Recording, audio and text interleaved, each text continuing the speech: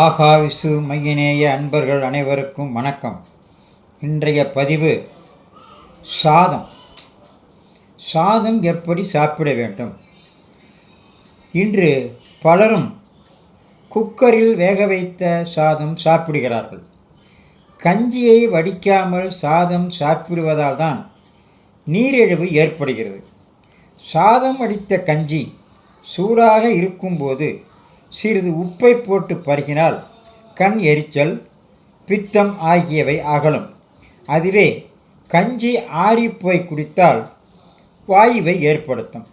சாதம் உலையில் கொதிக்கும் போதே கஞ்சியை எடுத்து பருகினால் நீர்க்கடுப்பை நீக்கும். கொதிக்க கொதிக்க சாதத்தை சாப்பிடவே கூடாது. மிதமான சூட்டிலேயே சாப்பிட வேண்டும்.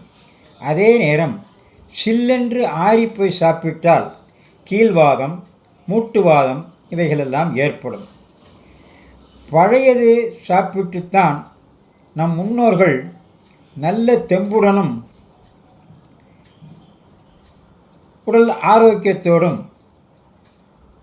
வாழ்ந்தார்கள் என்பது நிச்சயமாக அனைவருக்கும் அறிந்த ஒன்றுதான்.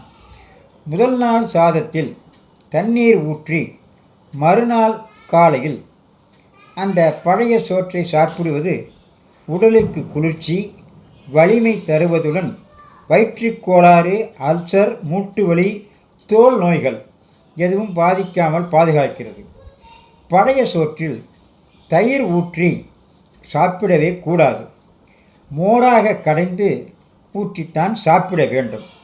சோறு வெதுவெதுப்பாக இருக்கையில் பசும்பால் ஊற்றி சாப்பிட்டால் தண்ணீர் தாகம் ஏற்படுவதும் பித்தம் உண்டாவதும் நீங்கும்.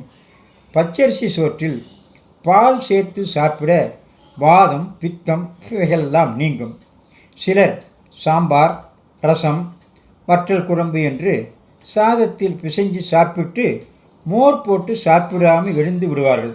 இது உடம்புக்கு மிகவும் கெடுதல்.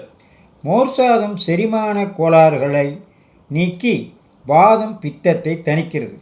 கண்டிப்பாக இறுதியில் மோர் சாதம் சாப்பிட வேண்டும். இல்லை என்றால் மேலே சொன்ன அந்த செரிமான கோளாறுகள், வாதம், பித்தம் இதெல்லாம் தணிக்காமல் போய்விடும். மாதாந்திர பிரச்சனை உள்ள பெண்களுக்கு சிவப்பரிசி சாதம் மிகவும் நல்லது.